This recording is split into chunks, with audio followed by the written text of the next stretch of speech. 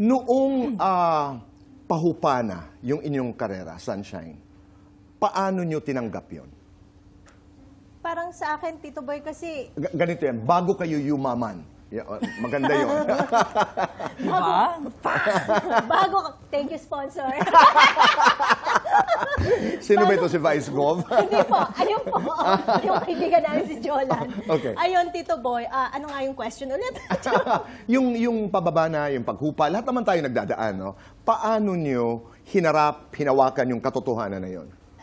Sa akin, Tito Boy, parang kasing nung alam ko, wala na masyadong show, tinanggap ko lang siya. Kasi ito yung realidad na alam naman natin from the start na doon tayo papunta. Doon papunta. Wala naman nag-i-stay talaga ng nasa taas ka lang lagi. Darating yung time na maraming darating na bago, mag-ano ka rin pa konti-konti. And yung time naman na umalis ako sa SB, meron akong work sa kabila. Okay. Sa dalawang channel. So parang... Hindi ko rin siya masyadong naramdaman talaga, Tito Boy. Ikaw, Mia? Ako, Tito Boy, naramdaman ko. Kasi dumating ako sa point na naubos yung ipon. Oh. Dumating ako doon. Dumating ako doon sa point na nabenta ko yung kotse ko.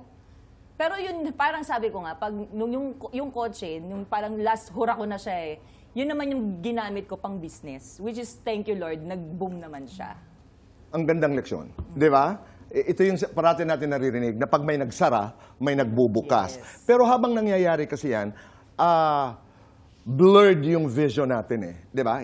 Minsan hindi mo nakikita na talagang natural na pinagdadaanan ito. At ito pinagdadaanan ito sa Fast Talk. We'll have to do Fast Talk. Okay? We have 2 minutes to do this and our time Slow pa naman to. begins now. Sunshine, spaghetti, palabok. Spaghetti. Day 17, day 8. Day 17. Bakit Papa o bakit Alex? Bakit, Alex? Second lady o second runner-up? Second lady. Mas maganda sa'yo sa sex mom? Ha? Sino ang mas maganda sa'yo sa sex mom? Wala, ako lang talaga. Charot! Okay. Jolan! Mas habulin sa'yo sa sex mom? Habulin? Habulin ng boys? Ay, ito. Wow. Okay. Oo Mia, naman, di ba? Mia, pataas, pababa? Pababa. Halukay ube, halo-halo ube? Halo kay ube. Sex mom singer, sex mom dancer? Sex bomb dance. Gigiling, hihiling? Hihiling. Mas sexy sa'yo sa sex mom? Ako lang pinaka-sexy, Tito Boy. Mas magaling sa'yo sa sex mom? Si Ira. Okay. Huwag tayo magsinungaling dito, si Tito Boy Okay. to. Pareho kayo. Guilty or not guilty? In-stalk ng fan? Guilty. Guilty or not guilty? Niligawan ng politiko? Guilty. Guilty or not guilty? Nagka-boyfriend ng mas matanda? Guilty. Guilty or not guilty? Nagka-boyfriend ng mas bata? Not guilty! Guilty?